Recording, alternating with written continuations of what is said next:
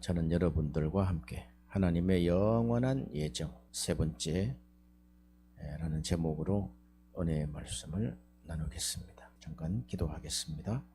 오늘도 말씀을 선포할 때 성령이 내려오셔서 말씀을 조명하셔서 7가지 완전한 역사를 이루어 주옵소서.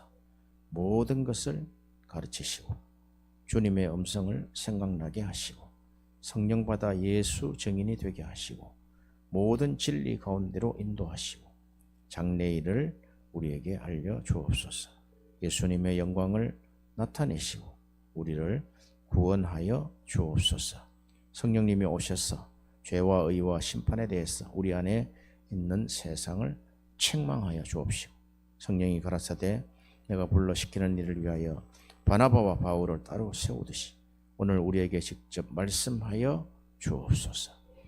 지금 이 시간 예수 그리스도 이름으로 귀신과 우상이 쫓겨나게 하시고 하나님의 나라와 뜻이 임하옵시며 믿음의 문을 여시고 믿음을 더해 주옵시고 은혜가 임하게 하옵소서. 성령과 불로 세례를 주시어 은혜의 불이 붙게 하옵시고 성령의 은사가 나타나게 하옵소서. 기적이 일어나게 하옵소서. 예수 그리스도 이름으로 기도하옵나이다. 아멘. 할렐루야. 자, 우리가 신앙생활 한 지도 30년이 좀 넘어가는 것 같습니다. 그런데 성경에 있는 역사와 또 교회사의 역사를 볼 때 가장 하나님이 기뻐하시는 그 신앙의 양태를 가진 조직이 있었을까 하는 것을 한번 곰곰이 생각을 해봅니다. 초대 교회의 사도들 이후에 사도들이 지나고 속사도 시대가 열리고 교부 시대가 열릴 때는 정말 신앙이 순교를 각오하는 초기의 복음 전파자들은 그냥 복음을 전파하는 거하고 생명을 그냥 바꾸치기를 했습니다. 그런 하나님이 보실 때 아름다운 그런 신앙이 이제 교부 시대 이후에 신학의 약화와 또 세상의 풍조에 밀려가지고 1500년이라는 세월을 중세 암흑 시대를 거칩니다. 갈 바를 알지 못합니다. 나와서 하나님 앞에 예배는 드리겠죠. 하나님이 그 마틴 루터를 통하여 종교 개혁을 하나님이 시작을 하셨습니다. 그 루터는 성경에서 5대 오직이라는 단어를 뽑아냈어요. 오직 성경, 오직 믿음, 오직 은혜, 오직 그리스도, 오직 하나님께 영광. 이런 위대한 5대 오직이라는 단어를 뽑아냈습니다. 칼빈은 그 주제를 완전하게 해석을 해냈습니다. 그리하여 그 칼빈 신학이 네덜란드로 넘어가서 이에 종교개혁을 일으켜 종교개혁 신앙의 부흥기를 맞게 됩니다. 그리고 네덜란드 개혁 신앙이 영국으로 넘어가서 청교도 신앙을 만들어내는데 조석을 깔았습니다. 그 청교도 신앙은 하나님의 말씀을 특별히 칼빈 신학을 그대로 삶과 사역에 적용을 했습니다. 청교도 신앙은 인류 탄생 이후 가장 아름다운 신앙이었습니다. 칼빈은 기독교 강요에서 이후에 성경에서 더 나은 지식을 얻게 될 때 이전의 지식은 분명히 거짓된 것으로 여기고 배척하고 강력하게 반박을 했습니다. 칼빈 신학의 열매는 청교도 신앙에서 완성이 되었습니다. 청교도의 성경에 적용해서 적절하게 이끌어낸 교리를 회중이 처한 시간과 공간 및 회중 각자에게 맞도록 적절하게 전달하는 기술을 말합니다. 그것이 청교도 설교법입니다. 적용의 근본적인 원리는 그 구절이 율법의 진술이냐 복음의 진술이냐를 아는 것입니다. 무슨 말이냐면 청교도 설교에는 반드시 복음 진술 전에 율법 진술이 먼저 있다는 거예요. 1번 율법 진술. 그러니까 율법은 죄를 지적하잖아요. 죄가 뭔지를 알게 하는 게 율법입니다.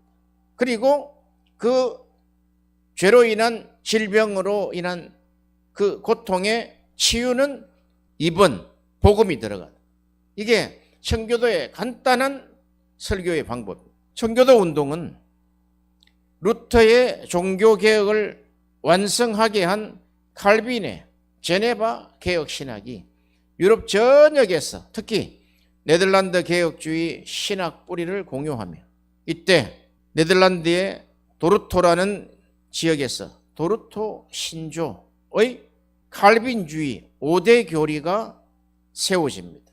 즉 우리가 칼빈주의의 5대 교리 하면 튤립이라 그러죠. 칼빈주의의 이 위대한 5대 교리를 도르토 신조에서 정립을 합니다. 칼빈이 한 게 아닙니다.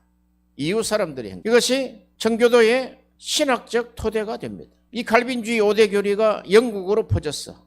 16세기 후반부터 17세기 초에 영국 종교개혁 흐름 속에서 일어나는 중심지 런던, 케임브리지, 옥스퍼드와 동부 지역에서 일어났습니다. 이곳은 성경을 원어로 연구하고 칼빈 신학의 영향을 받은 개혁파 성직자들과 학자들이 활동하던 중심지였습니다. 헨리 8세가 로마 교황과 결별하고 국교회를 세웠지만 예배와 교회 제도는 여전히 가톨릭적 요소가 남아 있었습니다. 이에 불만을 가진 사람들이 성경 중심으로 교회를 개혁하려는 청교도, 퓨리탄이라 그러죠. 청교도로 등장했습니다. 교회를 더욱 깨끗하게 하자, 그런 뜻입니다. 칼빈 신학과 종교개혁의 열매였습니다. 이후에 1620년에 메이플라워를 타고 신대륙 미국 매사추세츠로 이주한 필그림이 영국 청교도들이었습니다. 청교도 신학의 특성의 두 기둥은 1. 거룩한 소명으로서의 언약신학입니다. 두 번째는 성령의 역사로 인한 회심신학입니다. 그렇게 오늘날 큐티, 경건생활, 거룩한 삶의 운동의 모체가 되었습니다. 가장 모범적인 신앙생활이었습니다. 청교도의 설교는 설교할 때 율법과 복음은 서로 다르게 작용하기 때문에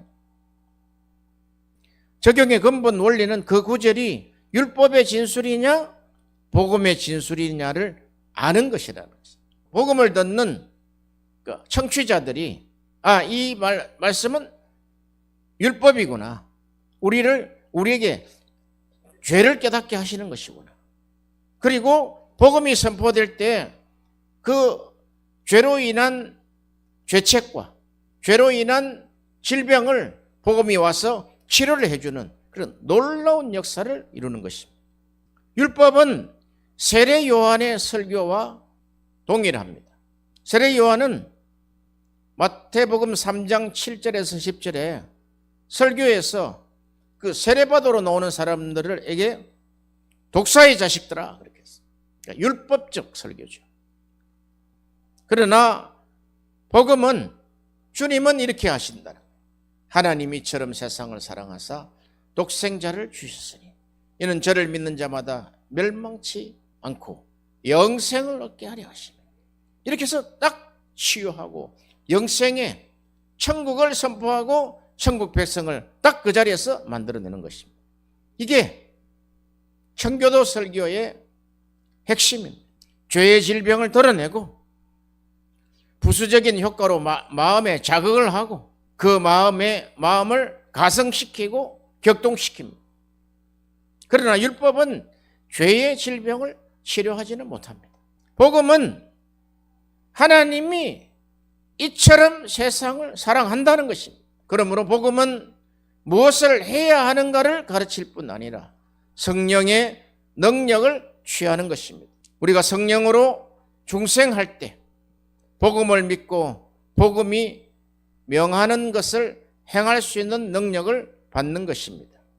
따라서 가르침의 순서로는 율법이 먼저이고 복음이 그 다음입니다. 로마서로 돌아가서 성도가 거룩한 삶을 살기 위해서 바울은 율법은 우리를 구원시킬 수는 없지만 우리의 죄를 드러내는데 사용된다고 말합니다. 그러므로 율법의 기능을 잘 살리면 우리를 구원시키는 천병이 됩니다. 이것이 로마서의 핵심입니다. 율법과 복음의 차이를 한동안 이해하지를 못했습니다. 잘못 생각하면은 그러면 율법은 나쁜 것인가? 그렇지 않습니다. 율법은 거룩하고 경건하고 신령하다고 이야기를 하고 있습니다. 그런데 왜 율법에 대한 이야기가 우리에게 딱 와닿지를 않을까요? 그것은 그 사람의 죄를 지적하기 때문에 그렇습니다. 죄를 지적하는데 기분이 상하지 않을 사람이 어디 있습니까? 그래서 반드시 죄를 지적하는 율법 이후에 치유책인 복음의 그 메시지가 따라가야지 아물게 되게 되어 있습니다. 그러므로 율법은 하나님의 거룩하심과 공의로우심과 하나님의 진노를 설명하고 있습니다. 그것을 인격적으로 비난해서는 안 됩니다. 율법은 율법 자체가 죄를 책망합니다. 그러면 내가 죄인이구나 하고 깨닫는 것이 성령의 역사입니다. 우리 안에 성령의 역사가 다른 것이 아닙니다. 율법이 떨어질 때 내가 죽을 죄인이구나. 그것을 깨닫는 것이 성령의 역사요. 이것이 회개입니다. 회개. 그러나 이 회개도 구원의 전 단계입니다. 회개 이후에 성령이 주시는 믿음이 뭔지를 알아야 믿음으로 구원을 받습니다. 여기 구원의 서정의 초기에 우리가 믿음으로 구원을 받는다. 마음으로 믿어 의에 이르고 입으로 시인하여 구원을 받는다는 뜻이 이 안에 이런 아주 세밀한 성령의 역사를 청교도는 가르쳤단 말이죠. 청교도에서 나온 것이 구원의 서정, 황금사슬입니다.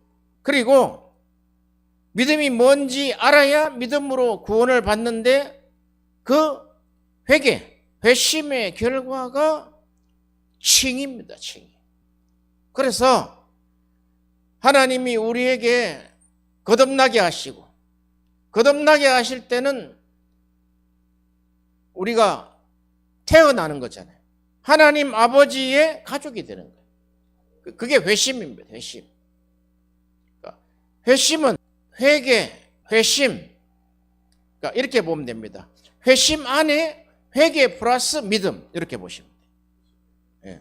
회심은 회개 이후에 믿음도 취하는 거. 그걸 회심이라 그럽니다. 그래서 우리가 구원의 서정에 보면은 이 회심은 우리 안에, 우리 마음속에, 우리 양심 안에서 일어나는 사건입니다. 중생은 하나님이 하시는 거죠. 그리고 칭의도 하나님이 하시는 것입니다. 그러나 우리 안에 우리가 알 수 있게, 우리가 수용할 수 있게 우리 안에서 역사하는 것은 회심입니다.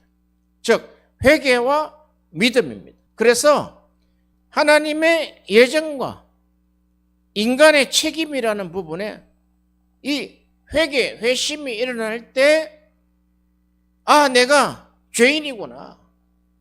내가 이렇게 살면 지옥 가겠구나 하고 우리 안에서 각성케 할 때 그 각성은 성령이 하신다는 것입니다. 놀랍죠? 회심의 결과는 칭의라 그랬습니다. 칭의. 칭의는 의롭게 되었다. 의롭게 된 것도 외부에서 들어온 거예요. 객관적인 거예요. 내가 의롭게 되는 것이 아닙니다. 그러니까 하나님이 칭의도 하나님이 밖에서 우리에게 주시는 거예요. 그래서 이 칭의를 손에 딱 집을 수 있도록 우리가 말씀을 공급해야 된다는 것입니다. 그래서 이 회심에는 아까 회개와 플러스 믿음이 속해 있다 그랬죠. 그래서 오직 믿음이라. 마틴 루터의 제일 첫 번째 메시지는 오직 믿음이래.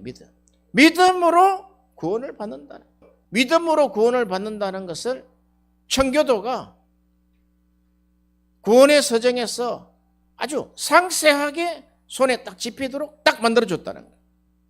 그게 청교도의 유산이다 이거지. 회심에는 두 가지 영역이 있습니다. 회심은 첫째, 지적인 영역입니다. 우리에게 지식이 들어오지 않으면 회심할 수 없어요. 그냥 뭐 갑자기 하늘에서 불을 내려가지고 우리를 변화시킵니까? 아닙니다. 하나님이 우리에게 지적 동의를 구합니다. 지적인 영역이 있고, 두 번째, 이게 얼마나 어려운지 모릅니다. 양심의 영역입니다. 지적인 영역을 받았는데도 이게 양심에 가서 찔리지를 않는다면 아직 회심이 아니라는 겁니다. 그러니까 가짜 회심을 하게 되고 가짜 중생을 하게 돼요. 이 양심의 영역에 들어와서 하나님의 말씀이 그동안에 이 양심 영역에서 우리 인생을 살아왔던 것을 하나님이 완전히 그냥 회개시킨다.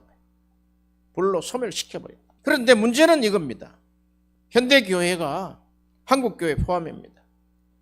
아니, 마음으로 믿고 입으로 시인하면 구원을 얻는데 또 뭔 구원을 배웁니까?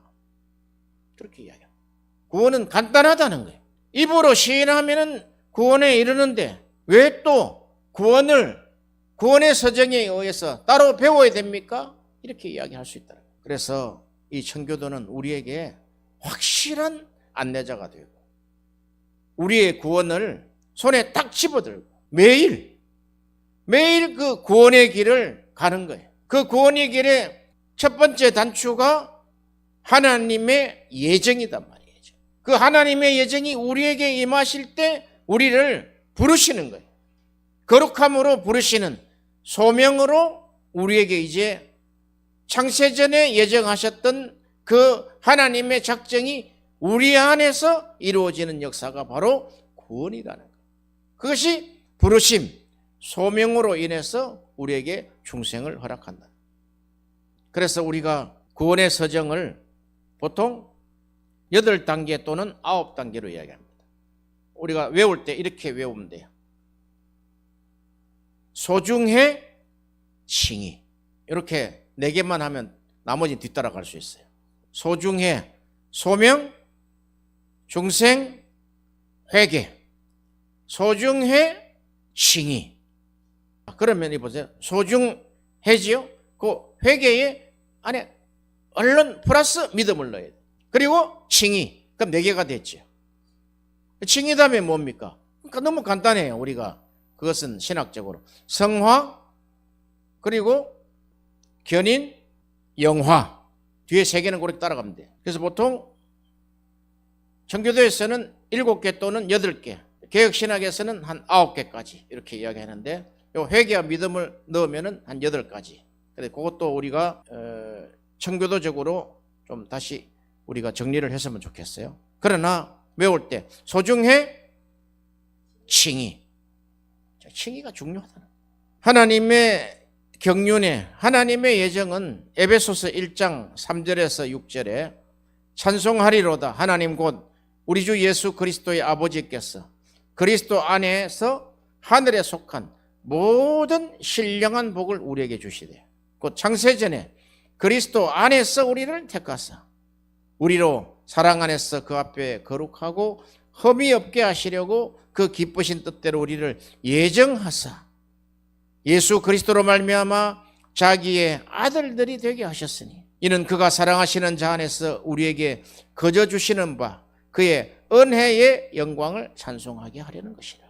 그래서 에베소서 1장 3절에서 6절은 찬송과 찬송으로 딱 마무리를 합니다. 이것은 에베소서 1장 3절에서 6절은 바울의 신앙 고백과 마찬가지입니다. 이렇게 우리에게 하나님으로부터 계시된 말씀을 이렇게 기록할 수 있었던 것은 우리에게 너무나 감사한 거예요. 그러므로 우리의 영혼의 원주소를 영혼 약간의 뉘앙스는 다르지만 다 그 동네예요.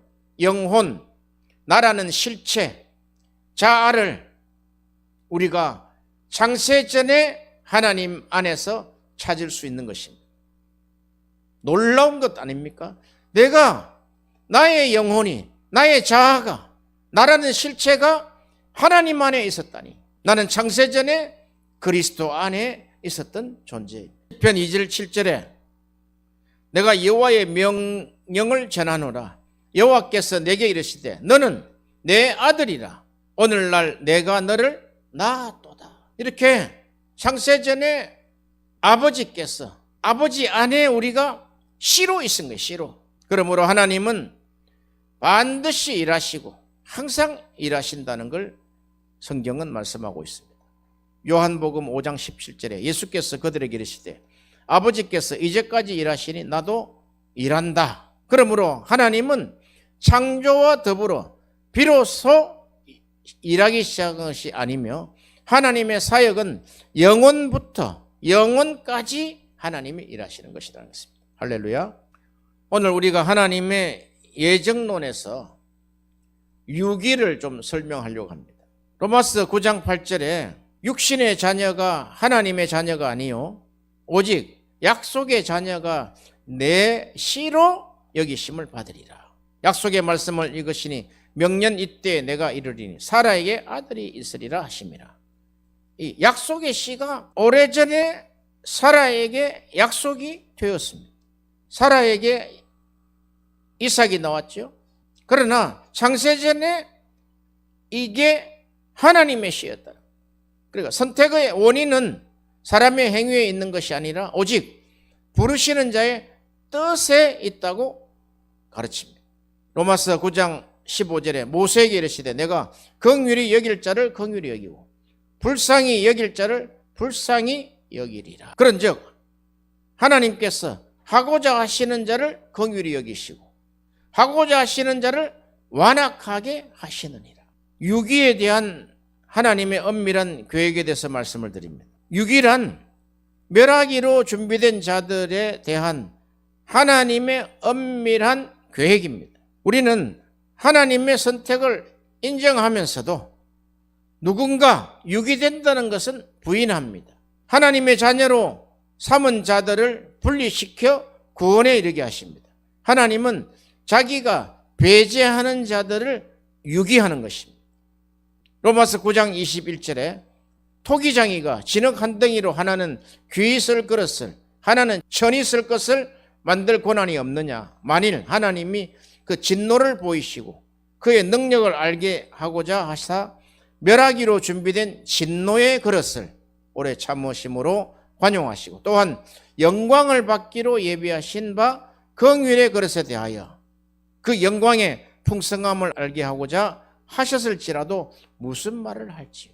하나님은 멸하기로 준비된 진노의 그릇은 오래 참음으로 관용하신다는, 우리가 이러지요. 왜 하나님 저런 사람들을 멸하지 않습니까? 하나님 금방 그렇게 하질 않아요. 그럼 세상에 남을 사람 하나도 없습니다. 오래 참으심으로 관용하십니다. 그러나 멸하기로 준비된 그릇은 나중에 하나님이 유기시켜버리고 마는 것입니다. 심판해버리고 만다는 거예요. 또한 영광을 받기로 예비하신 바 긍휼에 대해서는 그 영광의 풍성함을 알게 하신다는 거예요. 우리가 신앙생활에서 하나님의 영광의 풍성함을 점점점 알아가는 것이 우리의 신앙생활입니다. 그러므로 마태복음 15장 13절에 예수께서 대답하여 이르시되 심은 것마다 내 하늘 아버지께서 심지 않은 것은 뽑힐 것이니 이렇게 했어요. 심기는 심었어요. 땅에 씨를 심은데 나중에 다 뽑힌다는 거예요. 하나님이 심지 않은 거 다 뽑힌다. 하늘 아버지가 자기 땅에 거룩한 나무로 심지 않으신 자들은 모두 멸망에 넘겨졌고 이것이 유기의 표징입니다. 멸하기로 준비된 진노의 그릇입니다. 영원한 죽음이 하나님의 기뻐하심에 따른 뜻으로만 말미암는다고 하면 그 뜻은 독재자의 유격에 불과하다는 첫 번째 반박에 대한 반론. 하나님의 뜻은 존재하는 모든 것의 원인이다. 어리석은 사람들은 여러 방식으로 하나님께 대항을 한다는 것입니다. 유기는 악에 대한 심판자의 합법적인 심판입니다. 만약에 유기가 없다면 이 세상 악을 어떻게 다스릴 것입니까? 로마서 9장 19절에 혹 내가 내게 말하기를 그러면 하나님이 어찌하여 허물하시느냐 누가 그 뜻을 대적하느냐 하리니 이 사람아 내가 누구에게 감히 하나님께 반문하느냐 지원받은 물건이 지은 자에게 어찌 나를 이같이 만들었느냐 말하겠느냐. 플라톤은 이렇게 말했습니다. 사람들의 욕정에 매여 힘들어하기 때문에 법을 필요로 한다고 했어요. 법이 없으면은 인간이 자기 욕정에 의해서 살아가 버린다는 것이죠. 가장 우리를 하나님 안에서든 또는 우리가 세상 구조 안에서든 법이 없으면은 무질서가 되어버릴 겁니다. 그러므로 진정 하나님의 뜻은 모든 악과 동떨어진 순수한 것이므로 그 자체로 완전에 속한 최고의 법이고 모든 법 중에 법이 되는 것입니다. 그러므로 우리가 전적인 타락한 우리 인간이 하나님의 거룩을 헤아릴 수가 없다. 그러나 구원의 서정에 따라서 회개하고 하나님 믿음을 주시면은 이제 하나님이 그 믿음의 눈을 열어서 하나님의 영광에 참여하게 하신다. 가장 하나님이 하나님 되신 것은 거룩하십니다. 죄가 없습니다. 그분은 속이지 않습니다. 그분이 하신 말씀은 그대로 이루시는 분이다. 그러므로 하나님이 예정하신 영원한 저주는 불공평하지 않다. 하나님의 공평이 예정과 유기라는 것입니다. 하나님은 침묵을 지키면서도 자기 적들을 제압합니다. 그러나 그들이 겁없이 자기의 거룩한 이름을 경멸하는 것을 허용치 아니하시려고 우리에게 자기의 말씀을 통해 그들과 맞서 싸울 무기를 채비해 주시는 것입니다. 순간순간 하나님을 경멸한 자들 그냥 하나님 처분하면 되잖아요. 근데 그렇게 안 하신다. 우리에게 말씀을 주셔서 싸울 수 있는 무기를 주신다는 것입니다. 자, 그러면 질문 1. 왜 하나님이 태초에 어떤 사람을 예정하셔서 그들이 아직 존재하지도 않았기 때문에 죽음의 심판을 받아야 할 만한 일을 범할 수도 없었을 텐데 죽음에 이르도록 하셨는가? 굉장히 이 질문은 그냥 범세계적인 질문이에요. 그러나 칼빈은 답을 이렇게 했습니다. 그들에게 이렇게 되물어 보도록 합시다. 만약 하나님이 자기 자신의 본성에 따라 사람을 판단하시기를 원하신다면 그는 사람에게 무슨 빚을 지게 되는 것일까? 라고 우리 모두가 죄로 인하여 사악해졌으므로 하나님께 오직 가정할 수밖에 없습니다. 그러므로 이러한 판단을 받는 것이 독재자의 잔인함에 기인하는 것이 아니라 가장 공평한 의의 이치에 따른 것입니다. 만약 주님이 죽음에 이르도록 예정하시는 자들이 본성의 상태에 의해 모두 죽음의 심판 속에 속하여 있다면 그들이 자기들에 대한 불공평을 두고 불평할 거리가 무엇이 있겠는가? 그들이 원하든 원치 않았든 자기들의 본성에 저절로 이끌려 하나님의 영원한 심판을 받아 죽음에 이르게 되도록 정해져 있을진데 그들로 불공평을 문제 삼아 하나님을 비난하지 말도록 하자. 로마서 9장 13절 14절에 기록된 바 내가 야곱은 사랑하고 에서는 미워하였다 하심 같으니라. 그런즉 우리가 무슨 말을 하리요? 하나님께 불의가 있느냐? 그럴 수 없느냐. 유기는 오직 하나님의 기뻐하심의 뜻에 따르며 그 원인은 그의 엄밀한 계획에 감추어져 있습니다. 질문 2.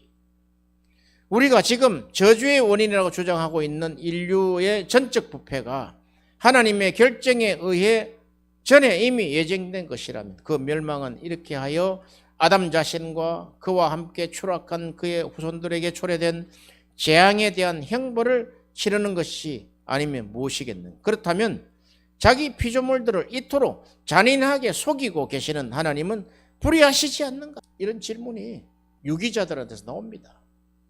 칼빈이 답을 했습니다. 우리는 지금 얽매고 있는 이런 비참한 처지로 아담의 모든 자녀가 떨어지게 된 것이 하나님의 뜻 가운데 일어난 일이라는 사실을 인정합니다.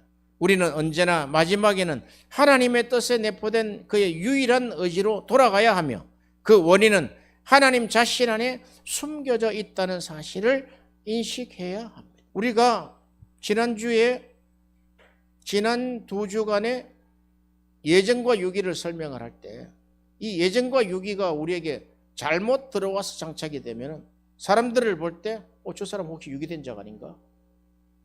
저 사람 예정되었는가? 이렇게만 쳐다본다는 거예요. 그것은 하나님의 판단입니다. 그렇게 보면은 아마 이 세상이 난리가 날 겁니다. 그래서 하나님이 우리에게 기도라는 무기를 주셨단 말이에요. 그런 생각이 일어나기 전에 하나님 앞에 내가 기도를 합니다. 선택과 유기를 우리가 알 수가 없어요. 아주 멸망에 이르도록 하는 죄를 지어도 그 자가 유기된 자인지 선택되어 있는지 모른단 말이에요. 그러니까 선택과 유기는 하나님의 비밀이라는 거예요. 그래서 우리에게 기도를 주신 것입니다. 로마서 9장 20절 21절에 이 사람아 내가 누구에게 감히 하나님께 반문하느냐 시험을 받을 물건이 지은 자에게 어찌 이같이 만들었느냐 말하겠느냐 토기장이가 진흙 한 덩어리로 하나는 귀 쓸 그릇을 하나는 천이 쓸 그릇을 만들 권한이 없느냐? 로마서 9장 19절에 하나님이 어찌하여 허물하시느냐 누가 그 뜻을 대적하느냐 하리니 이렇게 바울은 자기의 순전함 가운데 올바로 서 있는 천사들을 택하심을 받은 천사들이라고 부릅니다. 만일 그들의 불변함이 하나님의 기뻐하시는 뜻에 기초한 것이었다 한다면 다른 천사들의 반역은 그들이 버림을 받았음을 논증합니다. 이 사실의 원인에 대한 설명은 유기 외에 그 무엇으로 설명이 불가합니다. 그것은 하나님의 엄밀한 계획에 숨겨져 있습니다. 디모데전서 5장 21절에 하나님과 그리스도 예수와 택하심을 받은 천사들 앞에서 내가 엄히 명하노니 이렇게 했어요. 바울의 지혜를 한번 보세요. 하나님과 그리스도 예수와 택하심을 받은 천사들 앞에서 내가 엄히 명하노니 너는 편견이 없이 이것들을 지켜 아무 일도 공평하게 하지 말며. 그러니까 택하심을 받은 천사가 있고 버림을 받은 천사들이 분명히 있죠. 하나님을 찬양하는 천사가 있고 가브리엘이 있고 미가엘이 있는 반면에 사탄이 있잖아요. 하나님이 유기하시고 버리신 천사들. 그러면 그런 영적인 세계도 하셨으면은 우리 인간 세계도 하나님이 그렇게 하신다는 거예요. 유기와 하나님의 진노. 로마서 1장 18절에 하나님의 진노가 불의로 진리를 막는 사람들의 모든 경건치 않음과 불의에 대하여 하늘로 쫓아 나타나나니 우리가 쉬운 성경을 보면은 이렇게 나와 있어요. 하나님의 진노가 하늘로부터 나타나서 불의한 행동으로 진리를 거스리는 사람들이 행한 모든 경건치 않음과 불의를 치십니다. 이렇게 나와 있어요. 이게 현재형이다는, 마지막 주님이 오시는 날 이야기가 아니고 현재형이다는 거예요. 로마서 1장 18절이 이 진노는 징계라고도 해석할 수 있고 화라고도 해석할 수 있습니다. 하나님의 진노의 유기와 하나님의 진노의 현재성을 말합니다. 하나님은 우리의 죄의 질병의 치유책을 질병 중에 충격요법을 통해서 우리 마음가짐이 달라지도록 합니다. 하나님이 한번 충격을 주시면 마음가짐을 바꾼단 말이에요. 어이쿠 내가 잘못했구나. 하나님이 지금 징계하시구나. 이게 바른 방법이다. 그런데 또 한번 쳐보시지. 유기된 자는 그렇게 뺐다이 간다. 아무리 메시지를 사람을 통해서 주고 성경 말씀을 줘도 꿈쩍도 안 합니다. 완악해져 있기 때문에. 그래서 완악해져 있는 것이 그것은 유기 상태입니다. 그런데 하나님이 원자폭탄을 하나 딱 내려주면 완전히 박살나 버린단 말이에요. 로마서 1장 17절에 보면 쉬운 성경에 하나님께서 주시는 의가 복음에 계시되어 있습니다. 그러니까 하나님이 주시는 의, 이 의는 우리가 의 없이 영생에 이룰 수 없단 말이에요. 그러니까 의 반대말은 불의란 말이에요. 불의. 우리는 불의한 상태에 항상 있단 말이에요. 그러나 우리를 이제 너를 재판장이 의롭다 했을 때 그것을 칭의라고 한단 말이에요. 그걸 믿음으로 우리가 받아들인단 말이에요. 그 하나님의 의가 복음에 계시되어 있어요. 그래서 우리가 받아들이면 아멘 하면은 우리에게 의롭다고 칭하신단 말이에요. 의로운 자가 된 것이 아닙니다. 우리는 항상 불의하다는 걸 잊지 말아야 된다. 우리 기독교인들이 가장 속고 있는 것이 나는 이제 구원받은 사람이다. 나는 의로운 자가 되었습니다. No! 의는 정가되었을 뿐이에요. 그래서 신학이 중요한 거예요. 정가됐기 때문에 칭이다, 칭이. 가톨릭하고는 다르단 말이죠. 칭인데 우리 안에 보면 불의가 있다, 이 불의가. 전적 타락으로 불의가 있다. 그래서 하나님의 주시는 의가 복음에 계시되어 있습니다. 성경에 의인은 믿음으로 인하여 살 것이라고 기록되어 있듯이 하나님께로부터 오는 의는 처음부터 끝까지 믿음으로 얻을 수 있는 것입니다. 그래서 그 하나님의 유기와 진노는 로마서 1장 24절에 저희를 마음의 정욕대로 더러움에 내어버려 두사 더러운 죄를 짓게 하신다는 거예요. 두 번째, 저희를 부끄러운 욕심에 내버려 두셨으니 부끄러운 욕망의 노예가 되어서 저희 여인들도 순리대로 쓸 것을 받고 영리로 쓰며 여자와 여자의 성관계, 남자들끼리 정욕에 불타 성관계 이렇게 내버려 둔다는 거예요. 세 번째, 28절에 저희가 마음에 하나님 두기를 싫어하며 하나님께서 저희를 그 상실한 마음대로 내어버려 두사 타락한 일을 하게 하셨으니 하나님이 하나님을 마음에 두기 싫어하는 자들에게는 이렇게 내어버려 둔다. 상실한 마음대로 내어버려 둔다네. 다툼이 일어날 때 양쪽 다 심판을 하신다는 그 모든 불의가 20가지가 나타납니다. 그것이 사형에 해당된다는 것입니다. 우리가 구약 역사에 유기된 자를 잠깐 보겠습니다. 제사장 그룹입니다. 대제사장 아론의 두 아들 나답과 아비후. 레위기 10장 1절 2절에 아론의 아들 나답과 아비후 각기 향로를 가져다가 여호와의 명하지 않은 불을 담아 여호와 앞에 분향하였더니 불이 여호와 앞에서 나와 그들을 삼키매 그들이 여호와 앞에서 죽은지라. 6절에 모세가 아론과 그의 다른 아들인 엘라살과 이다말에게 말했습니다. 대제사장과 아들 제사장이 말했습니다. 슬퍼하는 기색을 보이지 마십시오. 옷을 찢거나 머리를 풀지 마십시오. 만약 그렇게 하면 그대들도 죽을 것입니다. 그리고 여호와께서 모든 백성에게 노하실 것입니다. 하지만 그대들의 친척인 이스라엘 모든 백성은 여호와께서 나답과 아비후를 불살라 죽이신 일에 대하여 슬피 울어도 괜찮습니다. 너희 제사장 가문은 대제사장 직속 가족들은 머리도 풀지 말고 슬퍼하지도 말라는 거예요. 왜? 하나님이 명하지 않은 다른 불을 가져다가 하나님 앞에 분향한 것은 엄청난 죄다는 거예요. 말라기 1장 6절에 내 이름을 멸시하는 제사장들아 우리가 어떻게 주의 이름을 멸시하였나까 하니 내가 주인일진데 나를 두려움이 없느냐? 7절에 우리가 어떻게 주를 더럽게 하였나이까 하니 내 이름을 더럽히는도다. 10절에 만군의 여호와가 이르노라 너희가 내 단위에 헛되이 불사르지 못하게 하기 위하여 너희 중에 성전문을 닫을 자가 있으면 좋겠도다. 내가 너희를 기뻐하지 아니하며 너희 손으로 드리는 것을 받지도 아니하리라.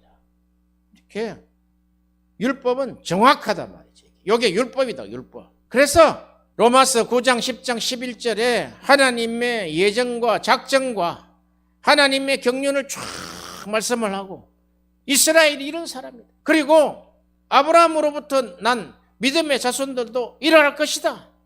그래서 12장에 딱 가면은 예배가 나와요.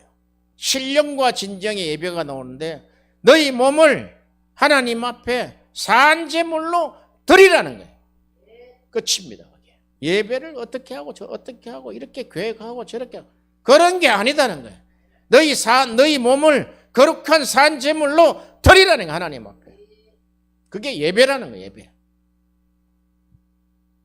두 번째, 제사장 엘리의 두 아들 두 아들 홈니와 비느하스. 사무엘상 2장 12절에 엘리의 아들들은 불량자라 여호와를 알지 아니하더라. 2장 25절에 사람이 사람에게 범죄하면 하나님이 판결하시거니와 사람이 여호와께 범죄하면 누가 위하여 강구하겠느냐 하되 그들이 그 아비의 말을 듣지 아니하였으니 이는 여호와께서 그들을 죽이기로 뜻하셨음이라. 사무엘상 4장 11절에 하나님의 괴는 빼앗겼고 엘리의 두 아들 홈니와 비느하스는 죽임을 당하였더라. 하나님의 진노와 심판은 오래 참으심과 관용하심이 있지만 하나님의 뜻에 따라서 이것은 지금 두면 안 된다 했을 때 바로 하나님이 육체를 죽인다, 멸한단 말이죠. 죽는 것보다 더 큰 충격이 어디 있습니까? 우리가 죽음에 이르도록 살아났을 때 그보다 더 큰 충격이 어디 있습니까? 하나님은 그런 충격요법을 쓰신다 이 말이에요. 왜? 내 백성들을 위해서. 아무리 대제사장의 아들이라도 엘리의 두 아들 제사장이라도 필요 없습니다. 그리고 마지막 세 번째, 모세 손자 게르손. 게르손은 성막을 옮길 때 메고 다니는 직임을 한 레위인들입니다. 그 아들 요나단에 대합니다. 사사기 18장 30절에 단 자손이 자기를 위하여 그 새긴 신상을 세웠고 모세의 손자 게르손의 아들 그 요나단과 그 자손은 단 지파의 제사장이 되어 이 백성이 사로잡히는 날까지 이르렀더라. 이 사사기의 지금 거의 마지막 부분인데 왜 사사 시대가 이렇게도 타락을 했을까? 타락한 이유는 제사장 문제다. 레위인 문제다 이 말이에요. 그래서 오늘 이렇게 유기에 대해서 하나님 말씀하셨는데 이것이 하나님의 예정에는 이중 예정이 있다. 그것이 하나님의 택하심의 예정과 버리심의 예정이 함께 있다는데 그것은 하나님의 전적인 비밀과 하나님의 계획 속에 있기 때문에 우리는 알지 못합니다. 그래서 우리는 기도합니다.